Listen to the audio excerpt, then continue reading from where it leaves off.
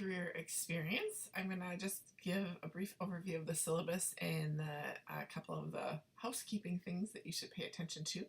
So from a syllabus perspective, the syllabus is posted here with the due dates. Hopefully they're all consistent because things always change.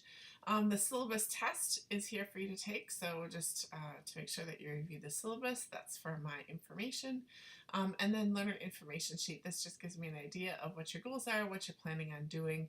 All of these three things can be submitted right away. If I go back to the next folder, the course information folder. The course information folder also has your updates that I'd like you to do. First of all, it talks about the different options for career experience, but then also the updates. I'd like you to send me an update at the end of June and at the end of July with where you're at. Okay, so it's about a paragraph just letting me know that you're still working on things. Okay, the career experience options are listed right here. And it gives you several different things that you can select from. The first one is an internship, which has a minimum of 75 hours required over the duration of the semester. So you can't finish it all in the first 2 weeks. It needs to be done throughout a period of time. Otherwise, the evaluations that are done within that internship would be a little bit limited. The internship does have to be related to the program outcomes. The program outcomes are listed right above here, so you have to be working on how you plan the operations of a business, organize resources, directing individuals, and then controlling business processes. So your internship cannot be just like maybe a customer service role or answering phones or filing papers. It needs to be related to the program outcomes specifically. So that's where this one gets a little bit tricky because it's a little bit more rigorous and more difficult to sometimes find.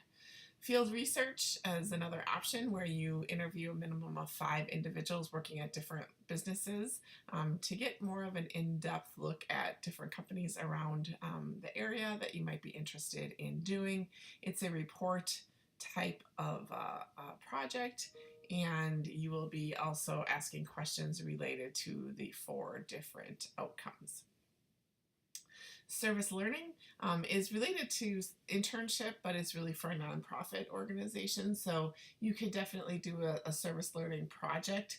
Maybe it's a fun run or something for an organization that you organize. So you would do the project plan, you would direct the individuals, get all the resources that you need, and evaluate how it went at the end.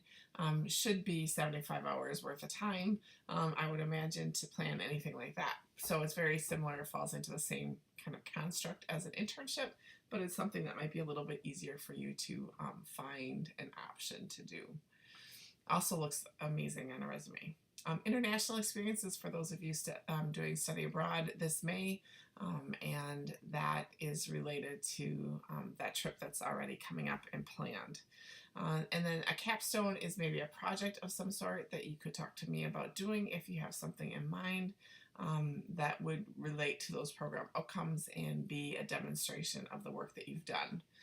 Industry related is for those students with 2 or more years of current job experience in a management position. So you're putting together a portfolio of the work that you've done to demonstrate your learning objectives in those 4 program outcomes.